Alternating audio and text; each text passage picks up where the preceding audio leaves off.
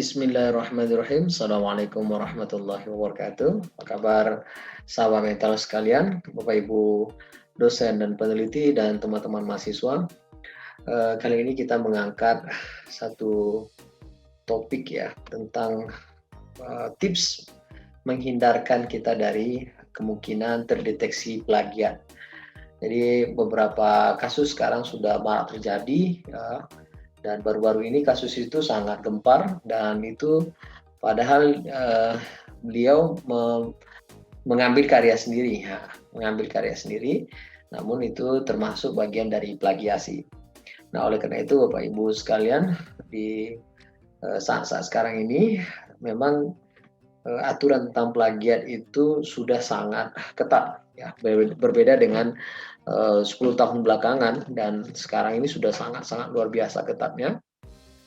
Dan bahkan teman-teman sekalian yang mau masuk ke artikelnya, mau masuk ke Sinta 2 saja, itu sudah meminta syarat di bawah 25% atau 20% untuk similarity-nya. Dan itu sangat sangat rigid sekali. Kalau seandainya itu tidak tercapai, maka otomatis artikel kita akan tidak diterima. Nah, oleh karena itu kita kali ini memberikan sedikit tips ya Bapak Ibu sekalian yang mau menghindarkan diri dari kemungkinan terjadi plagiasi di artikelnya masing-masing atau di karyanya masing-masing. Kita akan kasih beberapa cara. Simak terus video ini, semoga video ini bermanfaat. Bapak Ibu sekalian, yang pertama yang harus kita pikirkan adalah bagaimana kita ketika menggunakan alat plagiasi checker. Itu yang pertama ya, Bapak Ibu sekalian, kita harus pilih dulu alatnya yang tidak ada repositorinya atau tidak tersave di repositori alat tersebut. Karena jangan sampai kita terdeteksi plagiat justru ketika kita memasukkan karya kita ke dalam Turnitin atau yang lain ya, yang menjadi plagiasi checker, yang tentu saja itu merugikan kita sendiri. Turnitin yang kita gunakan itu tidak di-save di repositorinya Turnitin. Karena repot nanti Bapak Ibu sekalian untuk menarik kembali yang sudah masuk ya, kita akan catat dulu ID-nya, lalu kita laporkan ke adminnya, baru bisa dicabut di repositorinya. Pastikan artikel kita yang masuk itu betul-betul tidak disimpan di repositori Turnitin. Jangan mudah tergiur Bapak Ibu sekalian ketika ada yang menawarkan Turnitin gratis ya, atau cek plagiasi gratis. Bapak Ibu sekalian jangan sembarangan cek plagiasi di tempat apapun ya, untuk menghindarkan kita dari tersimpannya data kita di repositori alat tersebut. Kalau Anda gunakan Turnitin, pastikan Turnitinnya bebas dari save-nya secara otomatis atau tidak di-save di repositorinya Turnitin. Yang kedua, Bapak Ibu sekalian bisa menggunakan alat untuk memparaphrasing, yaitu alatnya bernama spinner ya. Spinner ini satu alat yang digunakan untuk memudahkan Bapak Ibu melakukan paraphrasing secara otomatis. Jadi cara pertama ini adalah cara spinner ini adalah cara otomatis paraphrasing. Namun Bapak Ibu sekalian tentu saja spinner ini ada kekurangannya, nanti kita akan ceritakan. Nah Bapak Ibu sekalian yang belum punya akun spinner ya, silakan lakukan sign up untuk mengisi akunnya dan nanti bisa menggunakan spinner. Spinnernya ada dua jenisnya, yang pertama yang gratis, yang kedua yang pro. Saya menggunakan yang gratis. Yang pro itu kabarnya kualitasnya lebih baik. Nah, isi dulu namanya, nama akhir, email ya. Lalu sign up. Dan setelah itu kita akan dapat akun kita untuk bisa masuk ke spinner. Kalau yang sudah punya akun tinggal di login.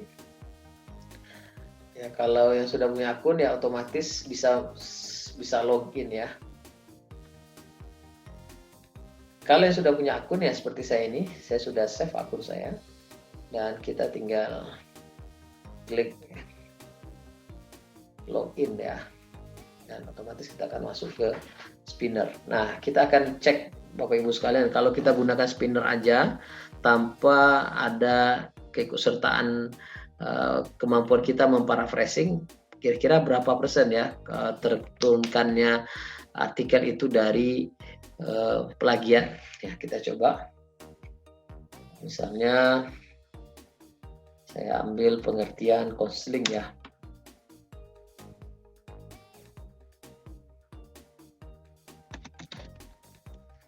Tengok seperti ini ya.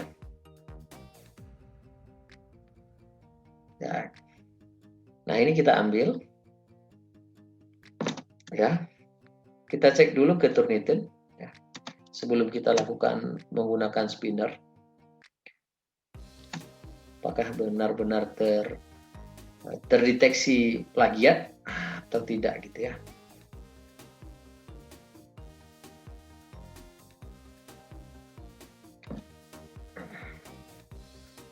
Kita ambil, kita buat di sini tes 1, pengertian konseling. Oke, kita save.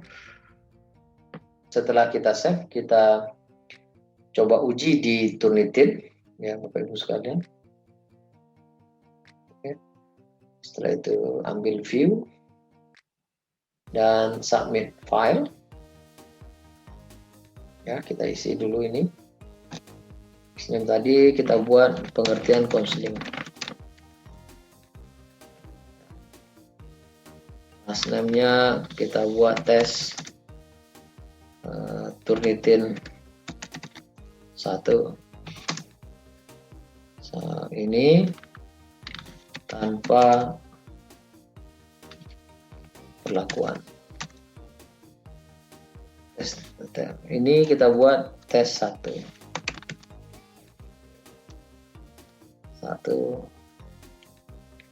Oke, sudah. Lalu kita ambil filenya. Kita ambil file tadi. Masuk ke sini lalu upload file. Kita tunggu beberapa saat. Setelah itu kita sudah masuk ya.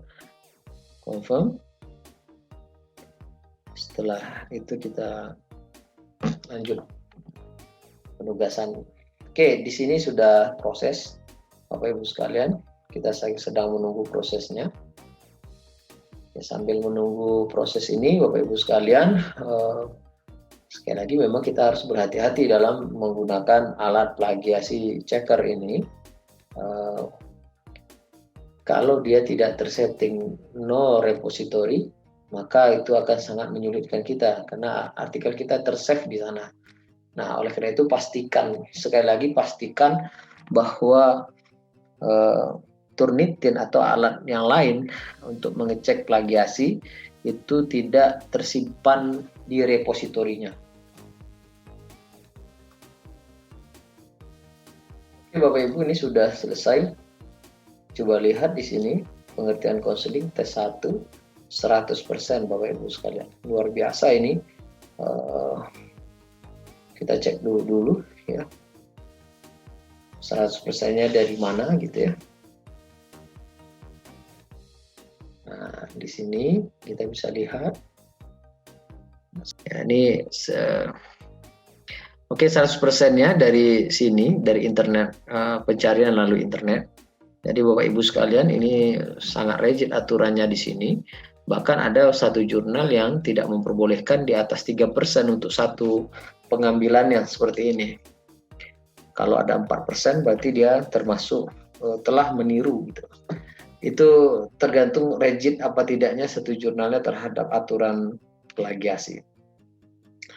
Oke, seterusnya Bapak Ibu sekalian, kita coba menggunakan spinner.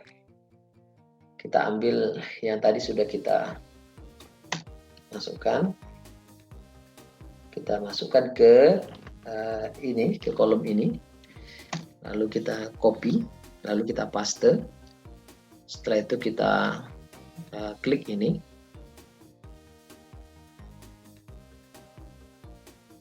Nah, Bapak Ibu sekalian, ini adalah hasil dari yang dia sarankan, ya, dari yang di atas, gitu ya. Tanpa kita rubah, ya, dia berubah menjadi seperti ini.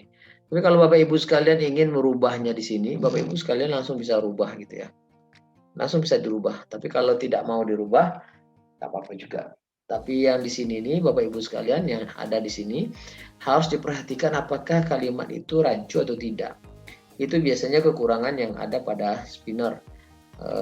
Ada beberapa kata-kata yang rancu. Tapi kita copy dulu, kita coba kalau gunakan spinner aja, kira-kira berapa pengurangan yang diberikan. Oke, kita save dulu. Save.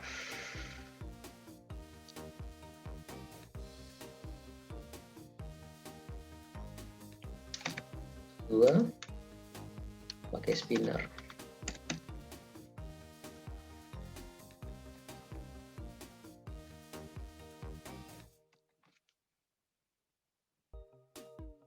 Oke, sudah kita cek ya hasil Turnitin ya,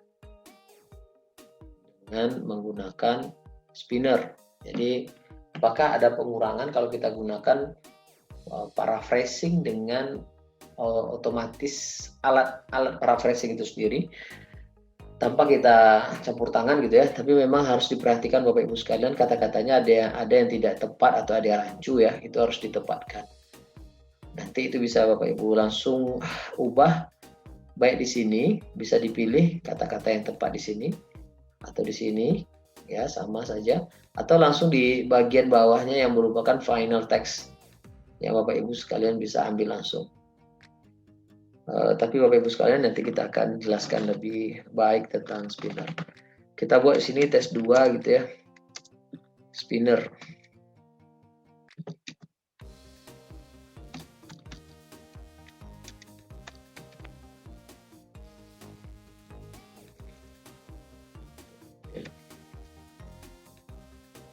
Muslim.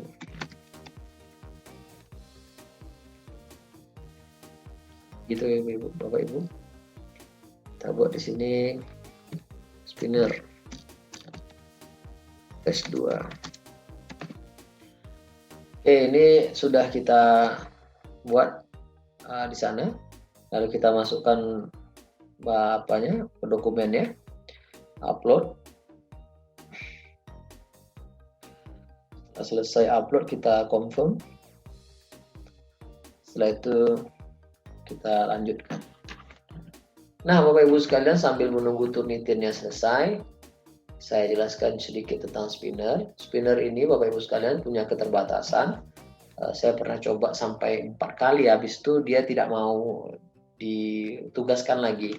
Besok harinya baru mau ya. Jadi itu ada keterbatasan. Saran saya kalau Bapak Ibu sekalian menggunakan spinner, itu langsung satu artikel saja. Jadi lebih mudah Bapak Ibu sekalian langsung menggunakannya. Tapi kalau seandainya itu ribet dan susah, nah kita cicil satu persatu yang ingin kita perbaiki dari sana. Itu yang membedakan antara yang pro dengan yang biasa, yang gratis, yang free. Yang gratis ini punya batasan, sedangkan yang pro tidak punya batasan. Dia bisa berapa saja, tidak ada masalah. Jadi itu yang saya alami ketika memakai spinner. Dan saya sudah cukup lama memakai spinner ya, sudah ada sekitar 6 bulan ya, 6 bulan pemakaian spinner, dan sangat membantu kita dalam ya lebih kurang ya 6 bulan memakai ini, dan sangat membantu kita dalam membuat artikel ilmiah. Nah, Bapak Ibu sekalian, ini harus benar-benar diperhatikan. Kalau seandainya ingin semuanya dimasukkan, nggak apa-apa, masukkan aja semuanya. Kalau tidak, per paragraf juga bagus. Di sini Bapak Ibu sekalian bisa setuju atau tidak setuju dengan apa yang sudah dibuat di spinner, bisa disetting, diganti gitu ya. Misalnya kita buat penyuluhan atau konseling gitu ya, bisa juga. Nah, itu contoh, kita bisa mengubahnya di sini. Artinya kita menggabungkan kemampuan, yaitu kemampuan secara otomatis dengan secara manual langsung di spinner ini. Nah, kita lihat dulu hasil dari spinnernya. Sudah selesai tes uji 2 menggunakan spinner, dia berubah menjadi 46%. Artinya kita tidak pakai kemampuan kita, tidak ada kita gabungkan, itu sudah turun sangat drastis dari 100% berubah jadi 46%. Nah, Bapak Ibu sekalian, ini sudah lumayan ya. Maka oleh karena itu harus ada pendekatan berikutnya, yaitu menggunakan spinner sekaligus menggunakan paraphrasing secara manual. Bapak Ibu sekalian, ini adalah cara yang ketiga, yaitu cara manual. Tentu saja Bapak Ibu sekalian telah memiliki kemampuan itu. Ya, yang penting begini Bapak Ibu sekalian, dalam memparaphrasing kita harus paham dulu apa yang kita ingin paraphrasing. Kita baca dulu berkali-kali sampai kita mengerti apa yang dimaksud dengan artikel atau bagian yang ingin kita paraphrasing itu.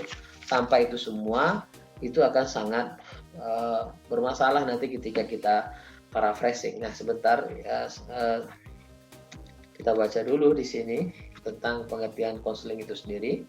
Lalu setelah kita baca, saya buat punya saya sendiri, saya buat kata-kata saya sendiri tanpa meninggalkan pengertian yang semula ada di sini, yang sudah ada di sini.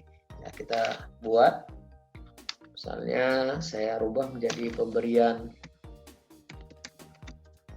bantuan kepada klien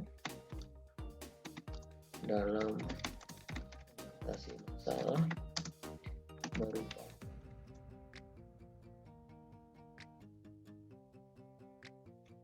pengertian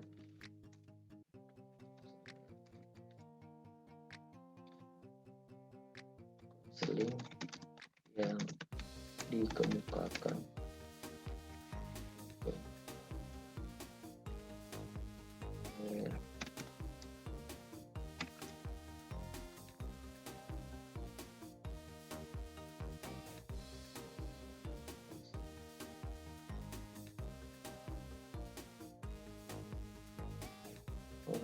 Oleh Frank Pearson dan Carl Rogers ya.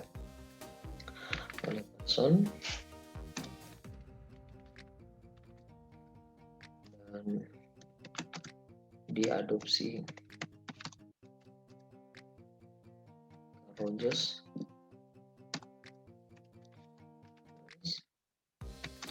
yang bermuara pada penyelesaian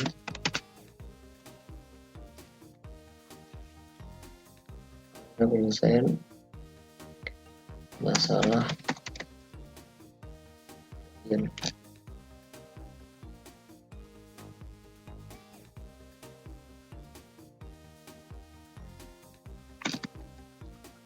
Oke, ini untuk sementara dulu Bapak Ibu sekalian. Setelah kita baca tadi di sini ya, masalah klien ditambah ya dengan client center.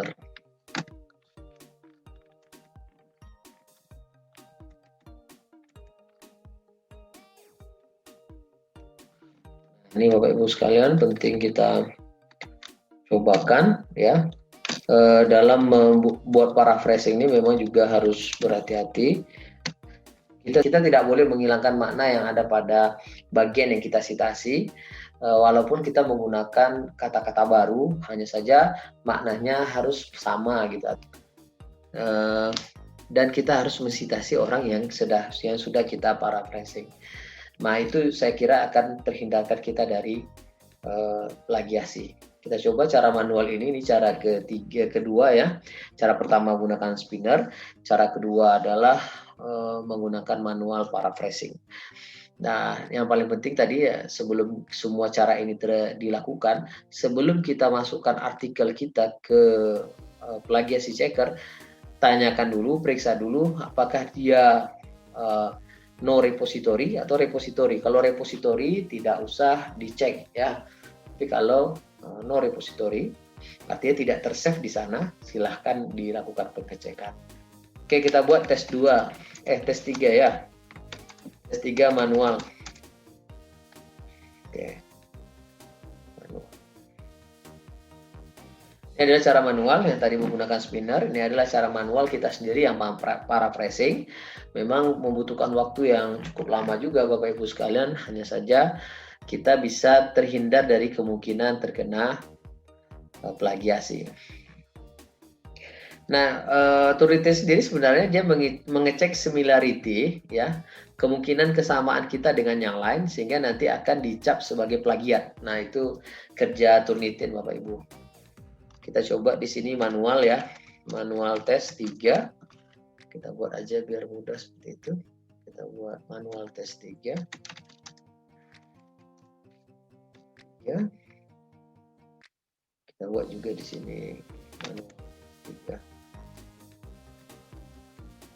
Oke, setelah itu kita pilih dokumennya, manual tes, dan kita upload. Setelah itu kita confirm. Nah, setelah di confirm langsung kita lihat hasilnya. Nah, Bapak Ibu sekalian, itu adalah cara-cara yang saya sarankan. Tidak ada cara lain. Nanti kalau yang Bapak Ibu sekalian berbahasa ingin berubah ke bahasa Inggris, itu otomatis sudah terparaphrasing Bapak Ibu sekalian. Karena kita menerjemahkan dari bahasa Indonesia ke bahasa Inggris. Maka kalau saya membuat artikel kalau untuk ke bahasa Inggris, saya pakai bahasa Indonesia dulu. Setelah itu baru saya minta teman yang lebih pakar di bidang bahasa Inggris untuk mendampingi ketika kita menerjemahkannya. Sehingga kita dapat bahasa yang lebih bagus, bahasa yang lebih tepat. Dan itu menguntungkan untuk kita teman-teman sekalian. Itu ketika artikel kita masuk, dia justru terdeteksi similarity-nya cuma 9%, 5% gitu, bahkan 3% gitu. Kita jauh dari plagiasi. Kalau biasanya artikel kita itu langsung dibuat dalam berbahasa Indonesia lalu baru dirubah ke bahasa Inggris. Itu karena saya bahasa Inggrisnya kurang bagus ya Bapak Ibu. Saya butuh teman yang lebih bagus untuk membantu paraphrasing. Ya, dalam tim saya kebetulan ada yang bagus untuk berbahasa dan itu memudahkan kita untuk membuat artikel. Oke, kita lihat hasilnya Bapak Ibu sekalian. Nah, ini adalah hasil yang kita lakukan secara manual tadi. 0%. Artinya artikel yang kita buat itu aman dari plagiasi. Yang penting adalah kita mensitasi orang yang kita ambil idenya ini. Dan alhamdulillah setelah kita lakukan secara manual itu lebih aman. Ya, tuh kosong. Nah, ini karyanya sangat aman berarti Bapak Ibu sekalian. Nah, itu saja yang dapat saya sampaikan. Saya kembali mengingatkan Bapak Ibu sekalian. Yang pertama, sebelum kita tes ke aplikasi plagiasi checker untuk melihat similarity punya kita harus periksa dulu dia itu sudah tersetting no repository atau tidak tersave di repositorinya atau tidak, atau belum. Kalau belum, itu tidak usah kita masukkan artikel kita di sana, itu bisa bermasalah. Kalau tidak tersetting atau tidak terekam di sana, itu silahkan dicek. Jangan mudah tergiur atau terburu-buru ingin kena semangat kita ingin mencoba dan ingin masuk ke beberapa jurnal, baik itu jurnal tercinta ataupun international indexing, apakah itu Scopus ataupun yang lain ya, direct ya, tidak tahu yang lain, pokoknya yang kita punya ingin diterbitkan. Nah, itu harus berhati-hati. Yang kedua, bisa menggunakan Spinner ID. Silahkan didaftarkan dulu dari Bapak Ibu sekalian, diisi yang diinginkan oleh Spinner ini, ambil bagian untuk sync up-nya, lalu bisa kita isi bagian-bagian itu sehingga Bapak Ibu sekalian punya aplikasi ini. Karena aplikasi ini gratis, Spinner ini gratis, Bapak Ibu sekalian bisa gunakan Spinner ini, tapi ada batasannya. Yang ketiga adalah kita bisa menggunakan aplikasi spinner itu sendiri, dan hasil dari paraphrasing spinner itu kita bisa gunakan lagi untuk memparaphrasing kembali. Jadi ada 2 kali yang kita gunakan. Yang pertama, spinner itu sendiri, yang kedua adalah paraphrasing kita lagi. Jadi itu lebih banyak kemungkinan bisa menghilangkan similarity sehingga tidak terdeteksi plagiasi. Yang berikutnya adalah menggunakan kemampuan kita sendiri dalam melakukan paraphrasing, dan ini yang sangat aman sebenarnya Bapak Ibu sekalian yang bisa kita gunakan. Ya, biasanya spinner ini sebagai memudahkan kita untuk mendapatkan ide untuk paraphrasing. Ya, bagi saya begitu kira-kira. Nah, itu kira-kira yang dapat saya sampaikan Bapak Ibu sekalian. Semoga video ini ada manfaatnya untuk kita. Mohon maaf apabila saya berusaha agar ini lebih mudah difahami, dan semoga ini bisa digunakan dan membantu kita semua dalam membuat artikel dan penelitian kita, dan memudahkan kita untuk terhindarkan dari plagiasi. Apabila ada yang ingin Bapak Ibu tanyakan, rekan-rekan mahasiswa, peneliti, silahkan di kolom komentar kita. Saya akhiri, mohon banyak maaf. Saya akhiri, Assalamualaikum warahmatullahi wabarakatuh.